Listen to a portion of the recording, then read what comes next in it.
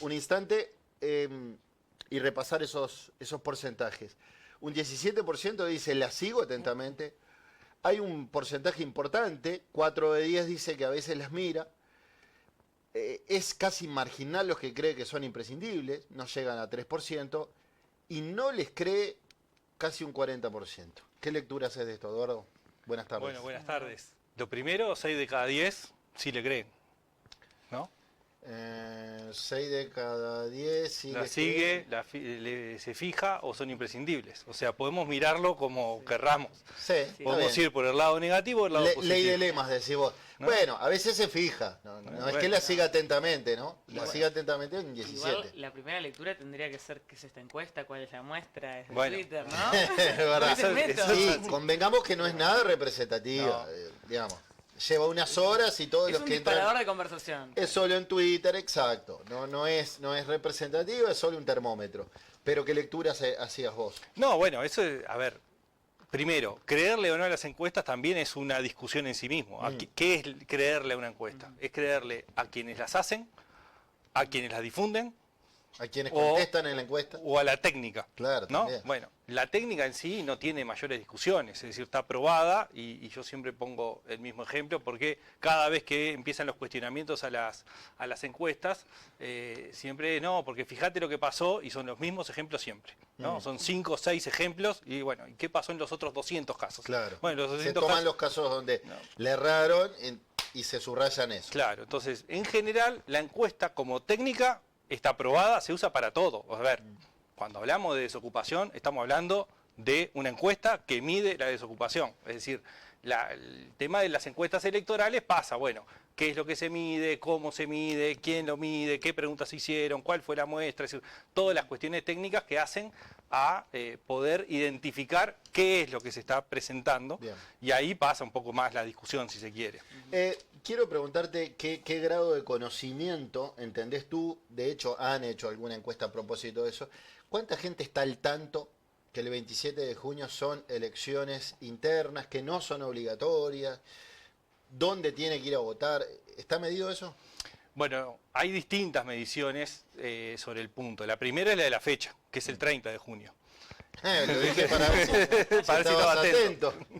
Entonces, 27 de junio es fecha del golpe de Estado. claro. Del Entonces, 73. Y cumpleaños de Pablo Bengochea, por eso le erré. Y acá un servidor también cumple el 27. Ah, bueno. bien. este 27 de junio también juega Uruguay por la Copa América. Ah, mirá. Es decir, Qué dato. ¿por qué tengo el dato? Porque en realidad es el jueves previo a las elecciones internas y es el día de cierre de las campañas, claro. Y eso, generalmente. siempre se dice, si gana Uruguay, pierde Uruguay, cambia el humor de la gente si va a votar o no. Bueno, puede cambiar, todo va, o sea, son elementos que se ponen arriba de la mesa, digamos, del sector Sí, más suena, futbolero, suena. menos futbolero, después aparece el tema climático, después aparecen las vacaciones de julio de los niños, ¿no? Que Claro. arrancan ese fin de semana también, o sea, hay muchos elementos arriba de la mesa que es difícil de prever. Ahora, el conocimiento, Sí. bueno, el conocimiento es muy bajo. Yo veía por acá un 62%, creo, no estaba al tanto. No sabe En la cuándo son, ¿no? Ah. Es decir, cuando le preguntamos, usted Sabe que hay internas, no tiene claro la fecha. Exactamente, ¿no? Entonces, pero gente que lo sitúa o en meses dentro del calendario electoral, que bueno, que eso lo tomamos como un segundo escalón, digamos, algo sabe, pero más de la mitad dice que no sabe cuándo son. ¿no? Seguramente lo obligatorio no debe ser otro tema, ¿no? Muchos deben pensar, ¿tengo que ir o no tengo que Sí, ir? claro, hay muchas cosas que la gente no tiene claras. Primero, ¿cómo es el sistema de votación? Como se llaman elecciones internas, mucha gente piensa que tiene que afiliarse a un partido para ir a votar, ¿no? Lo otro es que se vota en mesas separadas según el partido que uno vaya a votar. Y en realidad es una única mesa, un mismo cuarto donde están todas las opciones y el voto secreto, nadie sabe en qué partido votó. Pero entonces hay muchos puntos que generan confusión en la gente. Estos datos son muy parecidos a los que tuvimos en 2019 en la misma fecha, ¿no? Es decir, no ha habido un cambio tampoco, eso es positivo y negativo. Es decir, bueno, No mejoró, venimos. pero no es que vienen peores Claro. las generaciones. Ahí No lo vi- estamos viendo, apenas un 2% le atinó, dijeran los niños, al 2% le atinó la fecha. A la 30 fecha de exacta. junio. Un 18% sabe que es en junio. Un 9% cree que es entre mayo, julio, agosto y septiembre. 7% quizás se confundió con la Claro. fecha de la primera vuelta, el 2% con la segunda vuelta.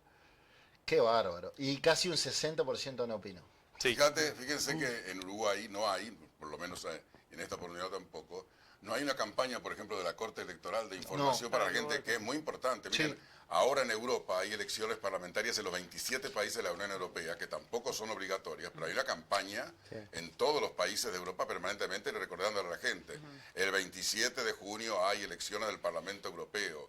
Usted puede votar en su país o puede votar en cualquier país de la Unión Europea. La elección no es obligatoria, pero es importante que usted decida sobre el futuro de Europa.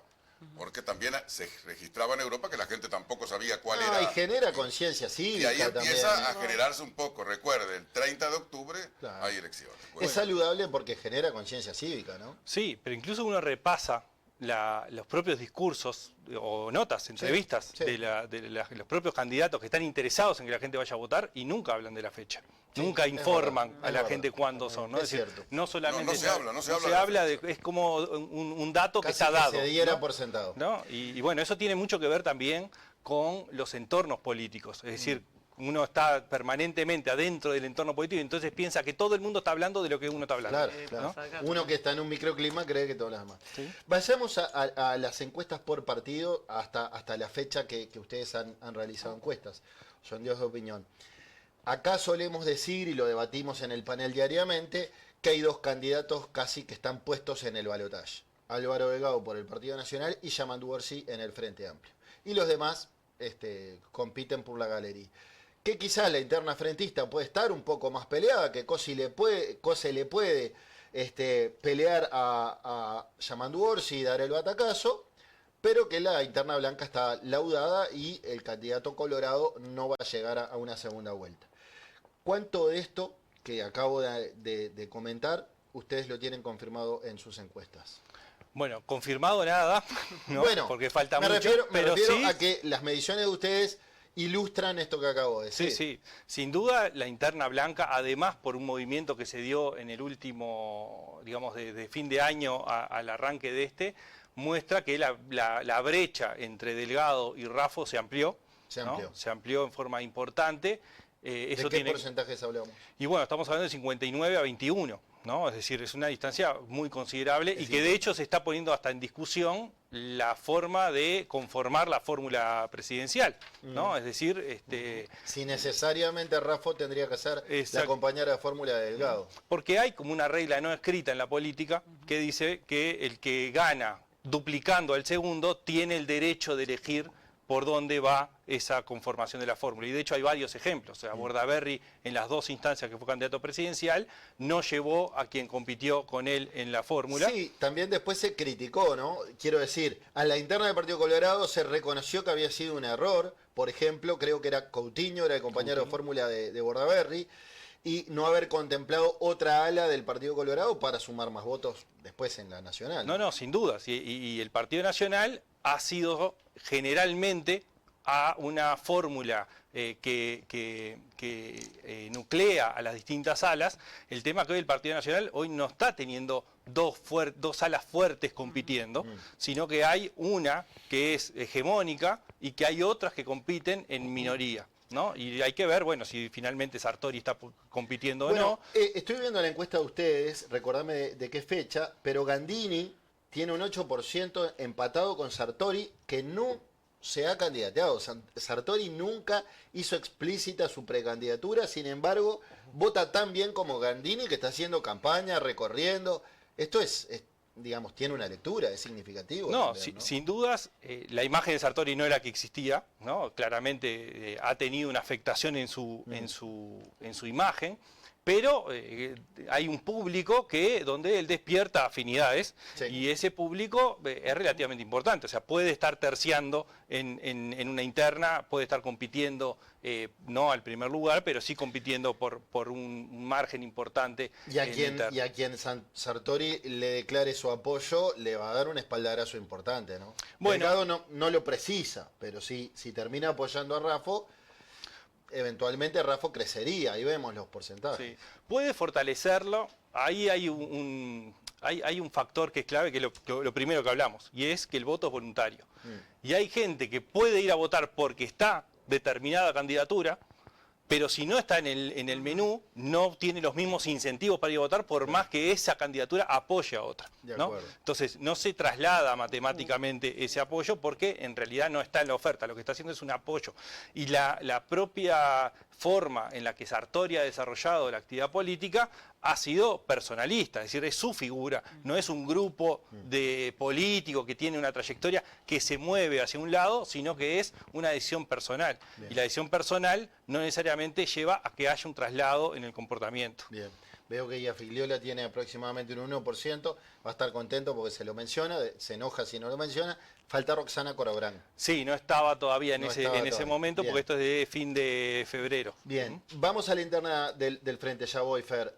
¿Cuán peleada está la interna del Frente de acuerdo a las últimas mediciones de ustedes? Bueno, en realidad hay un margen importante a favor de Orsi, 51-36. En ese momento estaba Vergara en la competencia y está Lima como cuarta candidatura.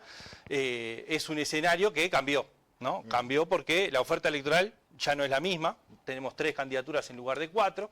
Entonces, bueno, hay que ver la próxima medición, que va a ser en un par de semanas, va a estar los resultados, cómo se movió esto en función del cambio de la oferta. Con las mismas condiciones que decía, en que no es lo mismo, no se puede llevar necesariamente en forma matemática el apoyo de Vergara a Orsi. O sea, no se puede decir Orsi tenía 51, ahora tiene 59 porque se le suman los 8 de Vergara. No. Porque no necesariamente los astoristas o moderados que votaban a Vergara van a votar a Orsi. Bueno, acá se suman otros factores. Primero, que quien apoya a Orsi no es solo Vergara, es todo el grupo político o casi Claro. todo el grupo político. Entonces ahí sí hay un tema de las estructuras políticas que apoyaban esa candidatura que ahora apoyan a otra. Lo otro es que, de nuevo, el incentivo a ir a votar a Vergara es una cosa, el incentivo a votar a Orsi apoyado por Vergara es distinto, De y eso hay acuerdo. que ver cómo se moviliza en la ciudadanía.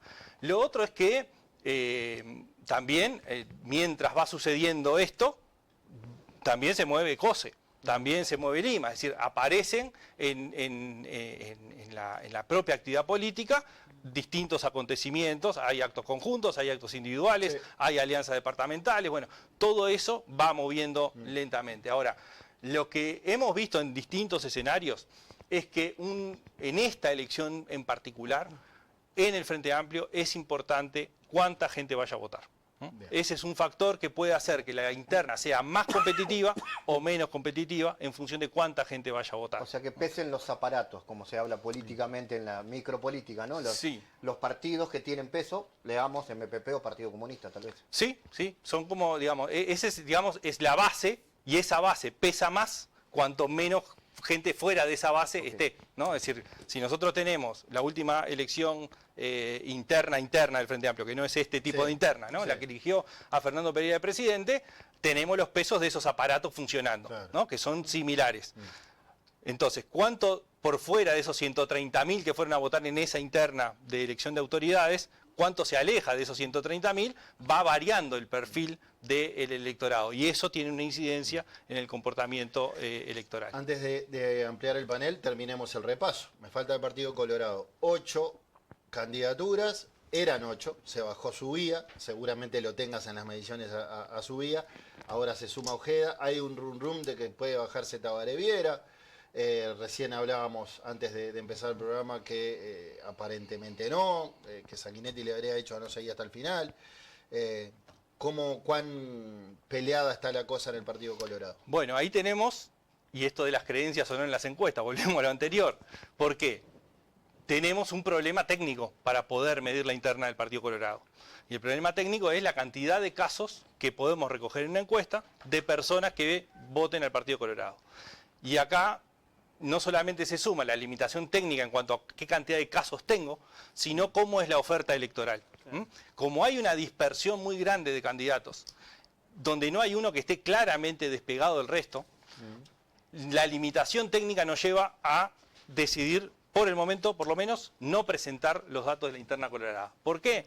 Porque la distancia que hay entre el primero y el quinto está dentro del margen de error, que es un margen de error grande. Entonces, como si nosotros difundimos una encuesta y dice fulano o fulana va primero y el otro va segundo y el otro tercero, en márgenes muy pequeños entre sí, en realidad estamos de alguna forma poniendo una información en el debate político que no tiene la solidez técnica mínima para poder manifestar que efectivamente se está dando de esa forma. Sobre eso te quería preguntar, porque cuando ustedes ustedes o cualquier encuestadora presenta una encuesta, no solo incide tal vez en el votante, incide en el mapa político y en quién se baja, quién se alía con quién y todo, y de ahí es que yo infiero que se puede generar la desconfianza, como operan, sacan este momento porque para que pase algo. ¿Cómo responden a eso? ¿Cada cuánto sacan las encuestas? Porque después capaz que de una encuesta, no sé, se baja un Vergara, o sea, como que es verdad que inciden. ¿Cómo te defendes ante las acusaciones de que en realidad salen en cierto momento por intencionalidad? No, ahí tenemos un cronograma claro. Nosotros lo estamos haciendo cada 2 meses, o sea, está estipulada la difusión, es decir, no hay Claro, momentos... porque se escucha mucho de gente, digo, metida en la política. Justo sale una encuesta, no, ya está establecido, Está establecido. de antemano. Que no quiere decir que no haya cambios. Por ejemplo, nosotros teníamos previsto empezar la recolección de datos el fin de semana del 15 de abril y la retrasamos porque estaba a punto de decidir Vergara si seguía o no. Y estaba a punto de decidirse si subía, seguía o no. Entonces, como estaban esos datos a punto de salir, no tenía sentido empezar una medición cuando iba a tener un hecho político, ¿no? Entonces decidimos retrasar 4 días y empezamos un poco más tarde. Pero justamente no cambia el final. Lo que cambia es que sabíamos que iba a haber un acontecimiento político, ese acontecimiento político podía tener incidencia y por lo tanto la oferta, incluso que le presentamos a los encuestados, iba a ser vieja. O sea, si yo hoy estaba todavía en campo preguntando en la interna del Frente Amplio si quería votar a Vergara o no, estaba preguntando algo que no existe. Y si se les baja un candidato en la mitad de la recolección de casos, por ejemplo, ¿tienen que tirar todo y empezar de vuelta? No, ahí lo que hacemos es terminarlo con la nueva oferta y bueno, presentar la salvedad de qué es lo que ocurrió en el medio. Okay. Bien. Tomás. 240.000 jóvenes van a votar por primera vez. ¿Hay alguna encuesta para saber a quién van a votar los nuevos votantes? ¿Se hizo algo? ¿Se va a hacer? Se hacen en términos generales siempre la votación por edades y se mide el voto anterior. La cantidad de casos no lleva a que con una sola encuesta se pueda inferir el comportamiento. La acumulación de encuestas sí. Y eso lo que muestra es que el recambio generacional que se está dando sigue los patrones históricos del último tiempo, no los previos, no previo a 2004, por ejemplo, sino que cuando nosotros veíamos en forma previa, más o menos 6 de cada 10 nuevos votantes elegían el Frente Amplio. Esto cambió después del 2004 y empezó a ser 5 de cada 10 y más o menos se mantiene en la misma proporción. O sea, la mitad y mitad estaríamos mitad y hablando mitad más de los o nuevos votantes. Y... 5... A ver, en número redondo sería 5-4-1. Ok. ¿No? Ok. Porque es también que hay voto a nuevas ofertas electorales y descontento con los 2 grandes bloques que hoy tenemos conformados. Pero, no, ¿y se hizo algún estudio? Hay 180.000 que no van a votar. ¿A quién votaron? 180.000, bueno, sí, eso es el recambio biológico. Sí. Bueno, claramente eso ha ido cambiando también en la medida que... No, pero se puede saber. Claro, pero Sí. es claramente... Ahí está el resultado de la elección. Ahí, bueno, claro, Ahí está el resultado de la elección. ahí cambia... Los que votaron y no van a votar y los nuevos que no Pero votaron. es que todo el mundo mantiene su voto, hay gente que se enoja. A eso voy, es discutible. No todo el Mucha mundo gente mantiene varía- su voto de elección a elección. Mucha gente varía su voto, es muy discutible. Sí. Yo no voto siempre al mismo partido, por No, ejemplo. los nuevos no cambian de elección a elección porque votan por primera vez. No hay 2 veces. No, que ya votan. sé, pero no es si los tenés en nuevos cuenta menos los el que viejos. falleció, y capaz que en su última instancia votó a tal y si hubiera seguido vivo cambiaba el voto. La idea que yo tengo, la información que tengo, es que de los que murieron, ¿no? O sea, en la mayoría son gente mayor, se han inclinado más hacia, no hacia el Frente Amplio, sino hacia... Sí, hacia la centro hay un derecha. sesgo. ¿Qué es lo que va pasando? Que en realidad, a medida que va pasando el tiempo, el electorado del Frente Amplio se fue envejeciendo. Exactamente. Entonces, esa tendencia clara que era, Los si jóvenes vamos para más, atrás, es los jóvenes renovaban 6 de cada 10 a favor del Frente, y de quienes morían, más de 6 de cada 10, 7 de cada 10 votaban al Partido Colorado o al Partido Nacional, eso, a medida que fue pasando el tiempo, se fue transformando. Evidente. Porque empieza a envejecer el electorado del propio Frente Amplio. Envejece la oferta también. Sí, claro, también. Sobre esto también salió un estudio, un artículo en el Financial Times, que en otros países se estaban inclinando las mujeres más a la izquierda y los hombres más a la derecha, que era un fenómeno nuevo que siempre se había votado más generacionalmente y ahora se observaba esto. ¿Hay algún estudio, una encuesta en Uruguay? Hubo y en realidad hay, o sea, ¿Sí? permanentemente, sí. Y no se ve ese se fenómeno. repite. De hecho, era al revés. Ha ido ¿Sí? cambiando lentamente, pero en realidad, en general, el electorado de mujeres era más conservador que el electorado de hombres, ¿no? Sí, ¿no? Y sobre todo por edades, o sea, ahí se cruzan Sí, otras sí. variables, ¿no? Porque también tiene que ver con las edades y el peso que tienen las distintas edades y las generaciones, ¿no? Yo tengo una pregunta del televidente Esteban que dice, ¿por qué no explica el margen de error? ¿Es un porcentaje sobre el total de la población o sobre el porcentaje de voto que les da la muestra? Y dice él, respuesta correcta sobre el porcentaje que le da la muestra. Entonces, si a un candidato le da 30%, no varía entre el 27 y el 33. ¿Es así? Es más o menos así, pero es un poco más complejo. El 3% de margen de error de la muestra es sobre el total de la muestra.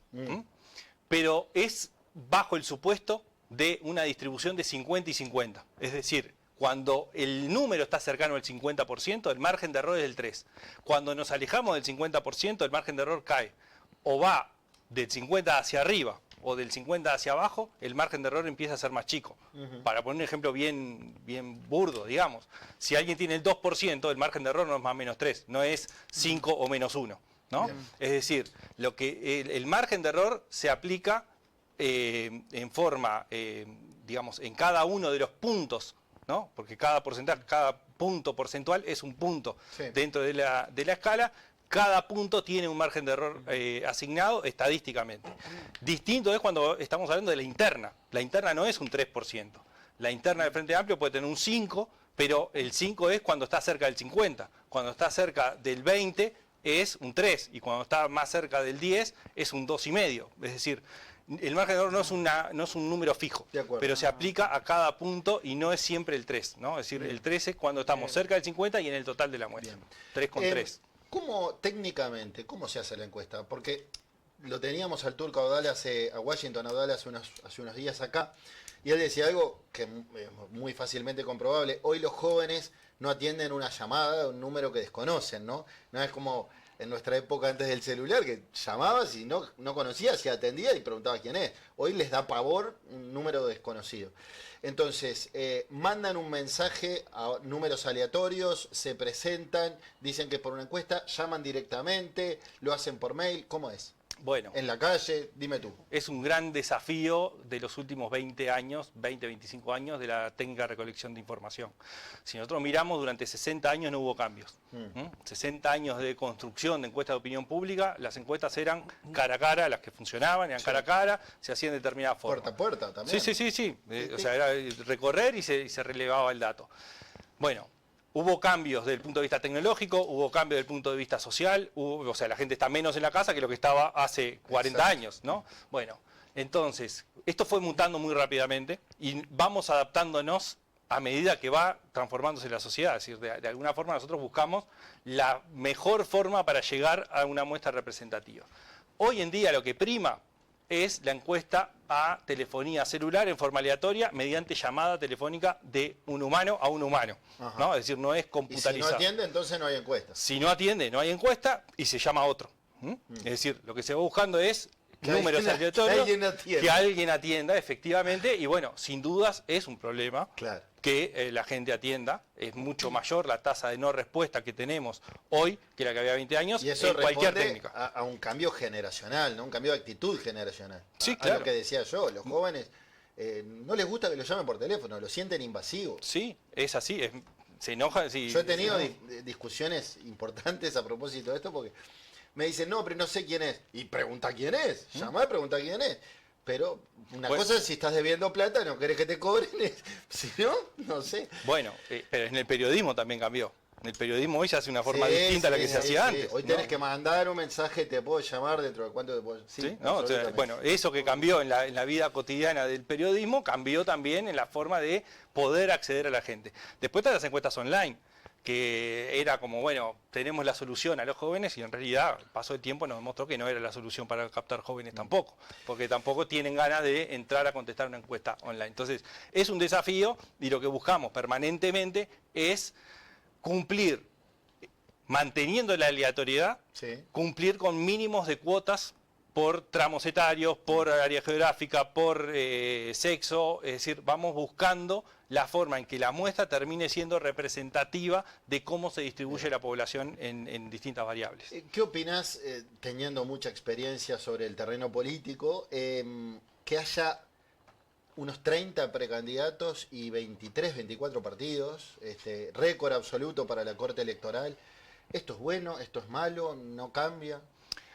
Yo diría tiene dos lecturas, la buena y la mala. Es decir, la buena es, bueno, hay una oferta electoral amplia, por lo tanto el elector tiene mucho más opciones para elegir. La mala es que en realidad parte de esta pluralidad de partidos tiene que ver con que los partidos que ya existían no están dando respuestas a parte del electorado, porque si emergen nuevos partidos... Por algo hay tantas alternativas, ¿no? A los partidos tradicionales, ¿no? históricos. Entonces, bueno, eso está sucediendo. Ahora, el sistema nuestro, tal como está concebido, va a dejar a muchos partidos por el camino. Y eso es un desafío para estos partidos nuevos. Si no obtienen 500 votos en la interna, que no es tanto, pero sí para poder obtenerlos en una elección de voto voluntario es importante, bueno, probablemente de estos partidos nos quedemos con, no sé, 8 o 10 partidos que puedan competir en octubre. Pero sí, digo, creo que hay una pequeña señal de alerta que hay que ir mirando, y es que hay un segmento del electorado que es menor todavía, es decir, no es mayoritario, pero hay un segmento que no está viendo respuestas en el sistema tradicional, digamos, es decir, en el bloque Frente Amplio o izquierda tradicional y lo que conforma la coalición actual, ¿no? Es decir, ¿Hay alguna encuesta que muestre si Uruguay tiene hoy claramente un líder político? ¿Quién es el líder político de Uruguay? No, el líder político en sí no, porque tiene mucho que ver con las preferencias y los No hay rechazos. alguien que se destaque, diga, este es el A ver, gran líder político de claramente Mujica es un líder que es mirado positivamente por una parte y negativamente por otra, y la calle Pou hoy es otro que está instalado, digamos, hoy de la oferta que tenemos. No está en... Sanguinetti ha perdido un poco ese rol, digamos, para la opinión pública. Su imagen sigue siendo buena, pero no en esa dimensión. No Entonces en es correcto cuando se dice, sobre todo analistas del exterior, en Uruguay hoy las referencias políticas son la calle Pou del lado del gobierno y la oposición Pepe Mujica. Bueno, sí. El gran desafío para la izquierda hoy es cómo sustituye ese liderazgo por temas biológicos. La gente está al tanto, hablábamos al principio del conocimiento de la fecha de las internas, que va a tener que optar y votar seguramente en más de un plebiscito y el día de las elecciones nacionales, la primera vuelta. A ver, sí se va conociendo, sigue siendo, habiendo mucho desconocimiento sobre el mecanismo. Es decir, que son simultáneas con las elecciones nacionales, es decir, eso en realidad... Papeletas de colores. Eso va a ser ahí cuando... sí va a tener que optar por una opción o por otra. Bueno, opta o no, o no, en realidad es opta o no opta, es decir, pone la papeleta o no la pone, ¿no? Es decir, es solamente por sí y en está realidad... bien porque es solo por sí. Es solo por sí, ¿no? Entonces eso simplifica un poco porque No el es un referéndum referéndum. tiene el lío de que No es un referéndum. sí al referéndum, o sea, en contra de lo que se está votando, es De decir, hay un acuerdo. problema. Acá no, acá es solamente por sí. Pero seguramente esto esté después, o sea, hoy de acá al 30 de junio nadie va a querer poner Claro. este tema como central en la discusión, más allá de la discusión ideológica, digamos, que hay en algunos Está casos, claro. ¿no? No se ha medido hasta ahora si existe intención, si hay una intención de voto favorable a derogar la ley, por ejemplo, a derogar la reforma. De la seguridad social. Sí, por ejemplo, ¿no? La última, que sería un hecho que el sábado se van a entregar las firmas. ¿Hay clima? Hay un clima positivo a aprobarlo, sí. Sobre todo hay dos puntos de esa reforma que tienen un amplio apoyo, que es la edad y el la ingreso, SAFAP. ¿no? Es decir, lo de la SAFAP, no, lo de la SAFAP divide bastante. Entonces, la incógnita es, cuando esté el plebiscito y la gente sepa qué es, bueno, cómo oficia sobre el electorado ese tercer factor que es donde el oficialismo está poniendo foco, es decir, claramente, porque tampoco puede hacer un discurso diciendo queremos que se jubilen más tarde ni queremos que ganen menos.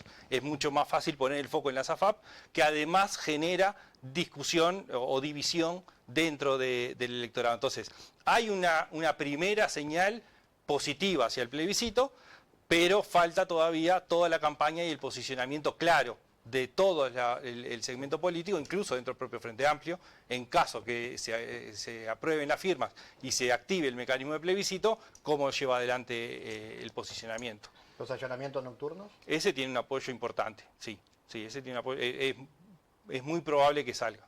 Y ya que estamos, te pregunto por el otro, el de Cabildo Abierto, de contra la usura y por una deuda justa. Bueno, ese también tiene un apoyo importante. Es decir, cuando hablamos de temas, digamos, que más allá de las consecuencias que pueda tener en una discusión jurídica o Caen política, simpáticos, digamos.